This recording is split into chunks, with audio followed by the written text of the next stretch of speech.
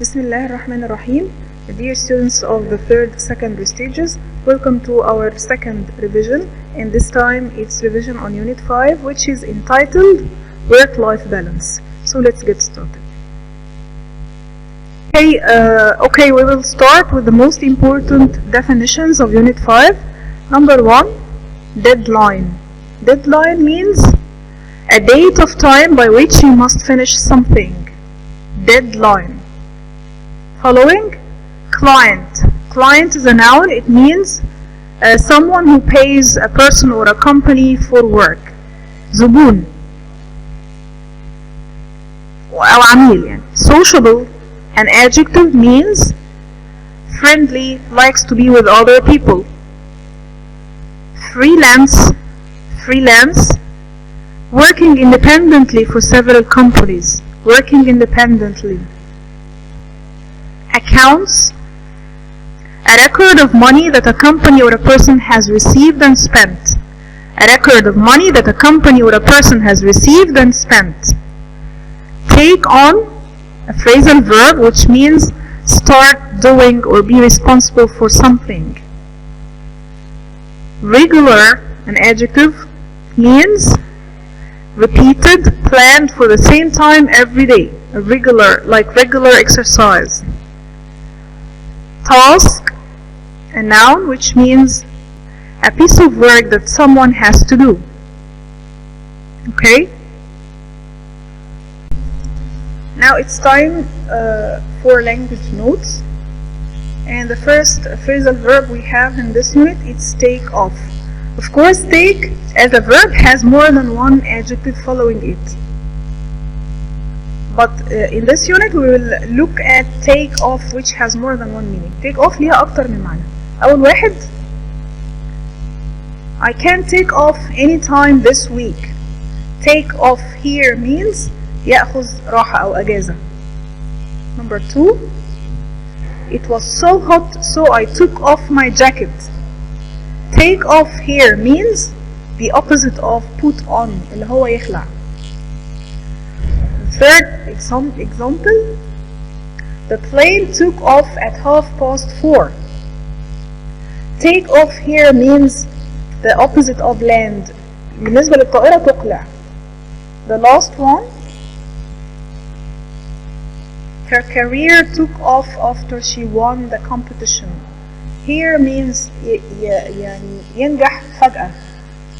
الكارير بتاعها أخذ منحنى تاني، يعني نجحت بشكل مفاجئ. Take off. Okay. Other meanings with take. We have take something apart. Take apart معناها يا إما يهزم, defeat someone or something, أو معناها لو في الماشين يفكك. Take something apart. Take something down معناها يهدم. Okay. عكس build. Take out يخرج حاجة. Take out the rubbish or the garbage, يخرج القمامة يعني. أو take something out معناه ياخد حاجة برا يعني. Okay. يخرج شيء للخارج.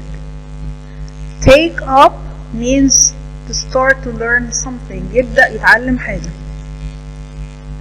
Take something back يعود يأخذ شيء أو يرجع شيء لشخص مثلا. Take in ليها معنيين، يا إما معناها ينخدع to be deceived by others، ينخدع، يا إما يبقى معناها absorb يمتص.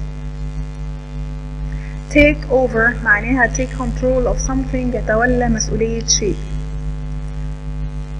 And take to معناها be used to يعتاد على.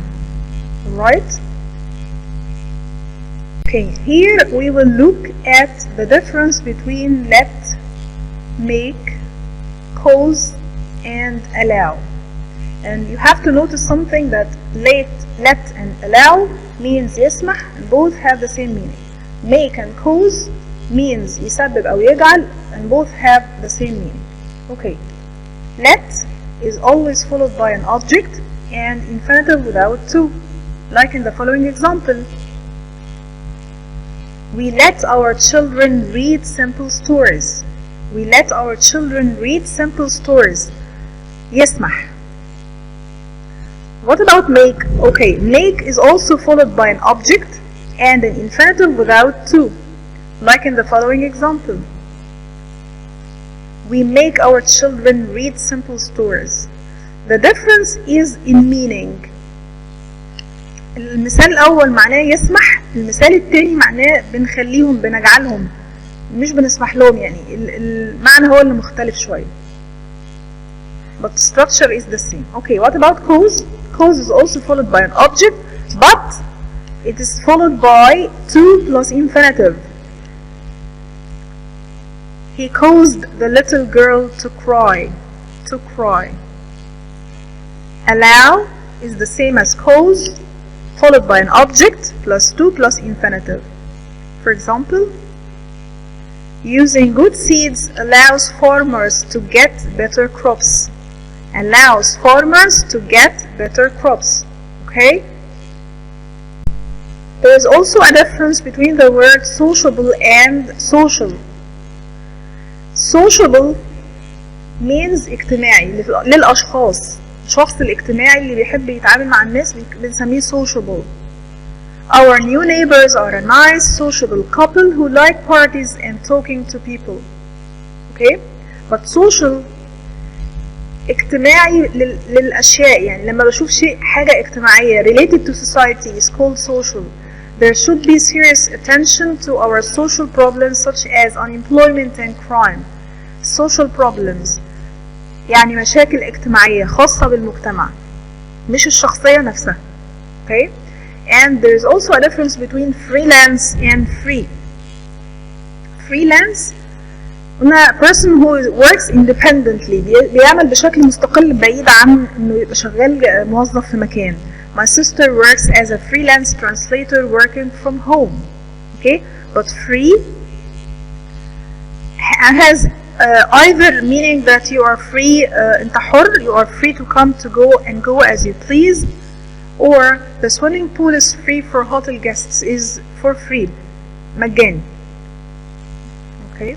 This was the end of our language notes. And now it's time for grammar.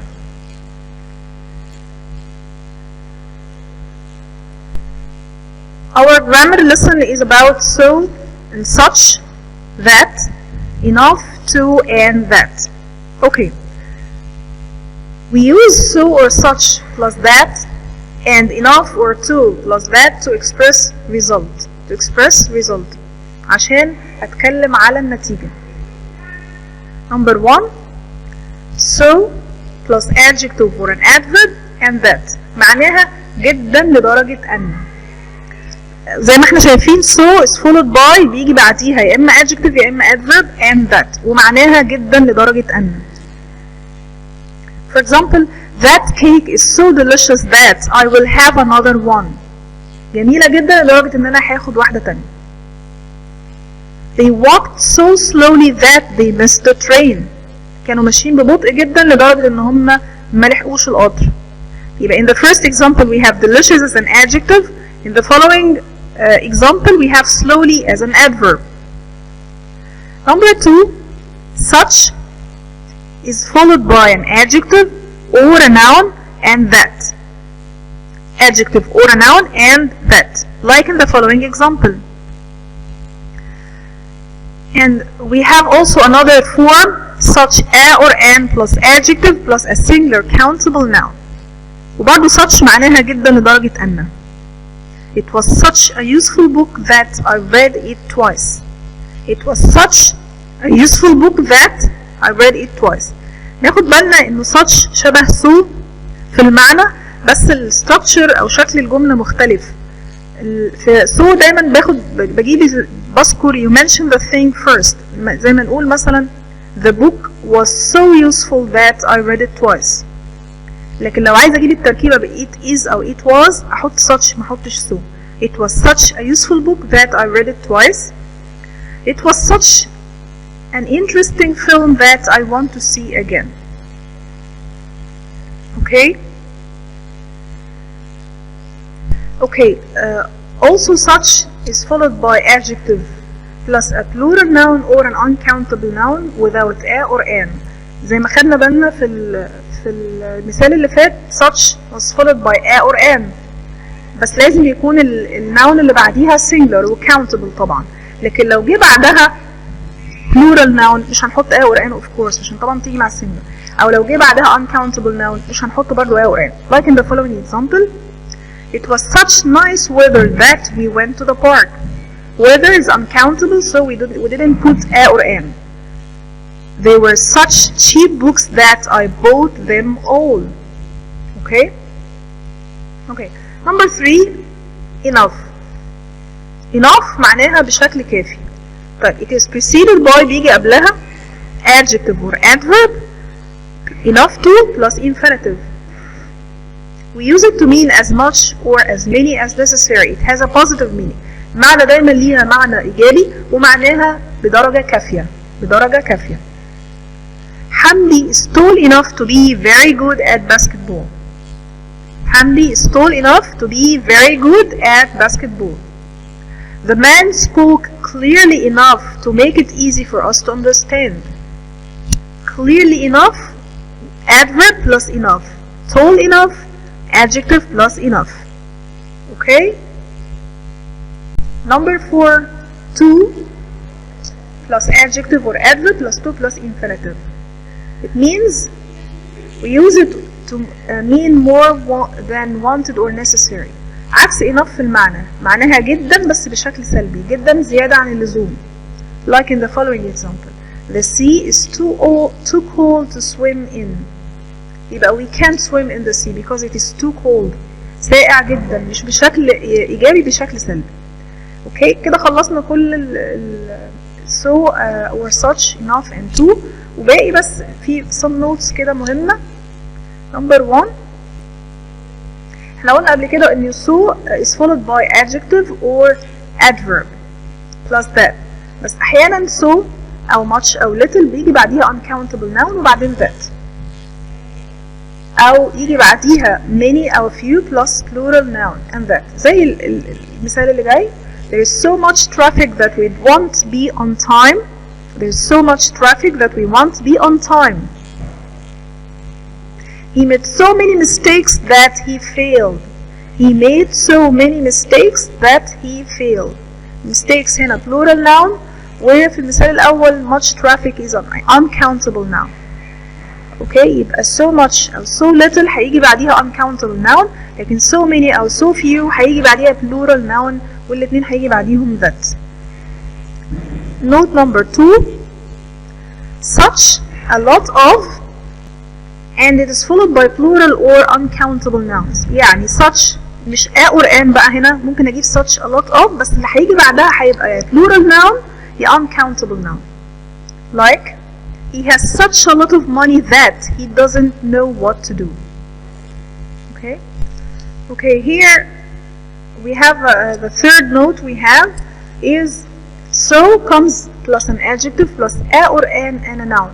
زي ما أخدنا قبل كده إنه so بيجي بعديها adjective بس من غير a or an وبعدين that. adjective or adverb وبعدين that. لكن هنا لو أنا عندي so في الجملة وفي موجودة عندي adjective و noun زي such بالظبط. such لو في adjective و noun بحط such a or an plus adjective plus noun. بس so الستراكشر بتاعها مختلف. so plus adjective الأول وبعدين a or an plus a noun. ونفس الكلام ل to plus an adjective plus noun. زي في الإكزامبل ده كده بالظبط. It was so nice a day that we went to the beach. لو حبيت أقول الإكزامبل ده زي such هقول it was such a nice day that. It was such a nice day that. But here we said it was so nice a day. So adjective a or an noun. What about to? I hope you haven't had too tiring a day. Too tiring a day. يبقى it's also like so. To is followed by adjective plus a plus noun. Okay? Number 4 in the notes. And sometimes we use enough next to a noun. احنا خدنا enough من شوية ان بيجي قبلها adjective or adverb. لكن هنا اللي هيجي بعد enough هو noun. There's enough sugar to make a cup of tea. النون ممكن يبقى uncountable أو countable عادي. There are enough books to read. Number 5. So adjective plus verb plus subject plus that. Structure كده هنشوفه. So clever is Ahmed that all his teachers are pleased with him. هي زي التركيبة الأولانية خالص بالظبط. يعني زي ما نقول أحمد is so clever that all his teachers are pleased with him. But this time we started the sentence with so clever. So plus adjective أبدأ بيها الجملة. Verb is بعد كده السبجكت اللي هو أحمد بعد كده that. This was the end of the grammar lesson. I hope that you understood, and now it's time to practice. Choose the correct answer. Number 1. Doctors say that original, regular, dull, custom exercise is important for good health. Very good. Regular exercise. Number 2. The manager agreed to extend the end line, speed line, start line, deadline of the new project by 2 weeks.